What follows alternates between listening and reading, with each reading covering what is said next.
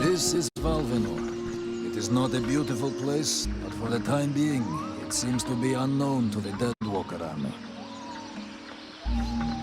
This village has known better days. Before the war, it was popular among the rich hunters who came to enjoy the ample game in the swamps.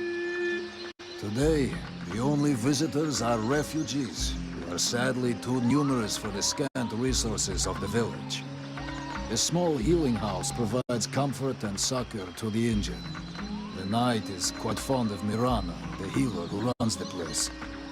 Does the mercenary see the building opposite? It was once an inn, but it is now the residence of the steward, the man now in charge of the village. The inn was used as a hunting lodge before the war began. Many rich people used to come here to relax. With any luck, we might get to sleep in a real bed tonight.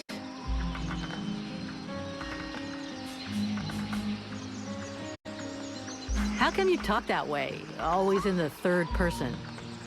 The way people speak is different from one place to another. And I am from another place. The knight's people are a warrior tribe from Algenar. And he is proud of them.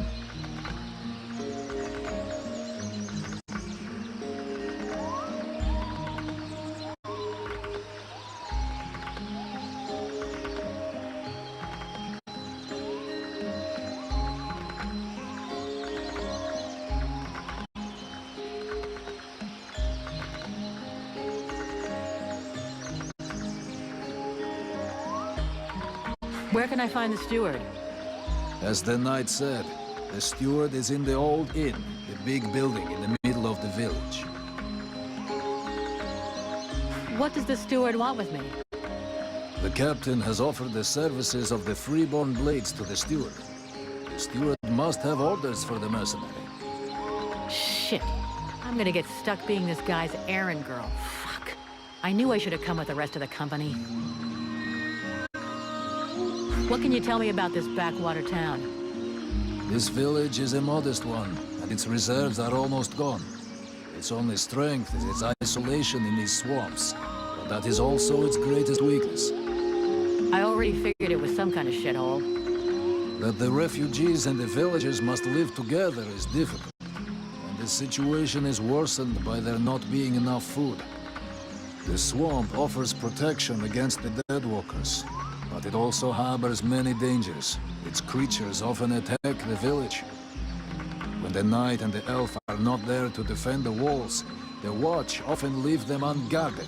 Shameless. I'm going.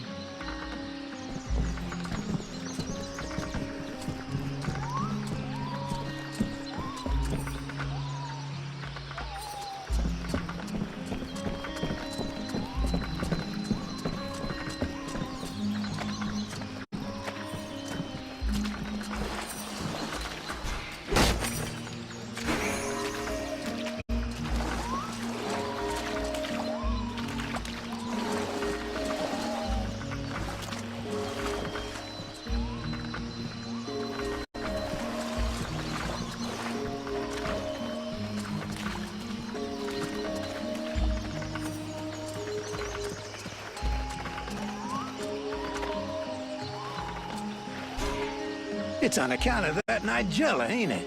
I take one look at her, and suddenly it's the end of the world. You okay?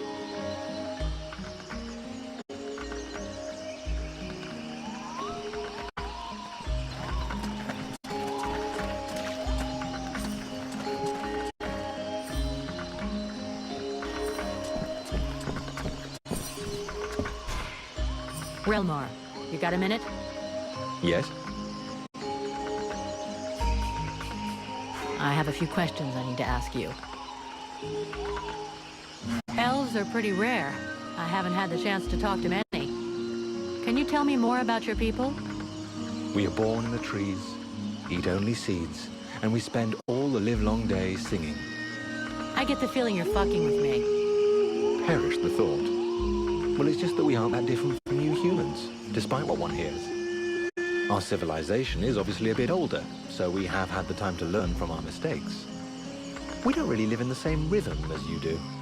We move a little slower, and most of us are prone to having at least some respect for the past. This is the reason why we never destroy anything, that we prefer to build on top of things.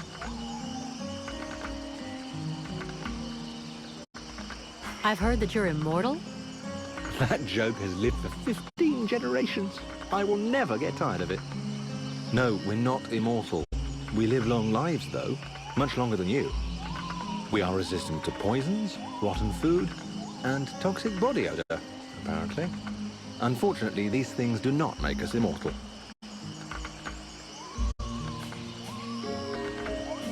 Don't elves ever make war? That's an impression we like to give other people. The fact is, we do go to war, just never against each other. You must understand that, given our long lifetimes, battles are fairly futile. This may well be what has motivated the choices of our king concerning the Ice Lords. But we certainly know how to fight, and you'll see proof of that soon enough. So it's the prince who gives the orders? The word orders may not be the best one. We do not submit nor obey easily.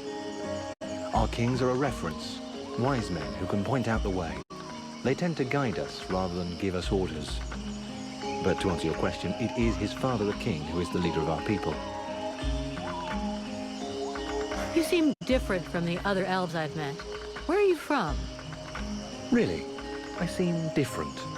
And yet I have such pointy ears. And if you really want to know, I actually come from one of the most ancient and noble houses that exists.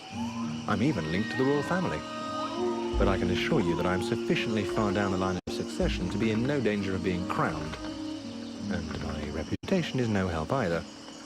Hey, as far as bad reputations go, every mercenary's got one, so we're used to it. Let's just say that I got into enough trouble to eventually be considered a traitor to my people. When I got involved in the war, I disagreed with decisions made by the king.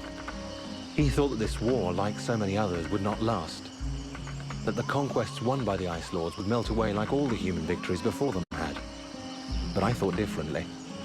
Right from the start of hostilities, I began to requisition certain resources I felt necessary for those doing the fighting. More food, more weapons, better armor. When my people discovered what I'd done, I was declared an outlaw, and many saw me as a thief. Which, in a manner of speaking, I guess I was.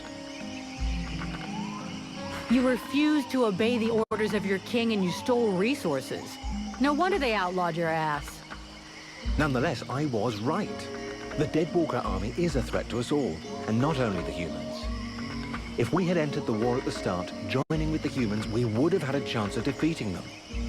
Today we might already be too late. The human armies were decimated and Virtue is in ruins. So perhaps they consider me a traitor, but my conscience is clear.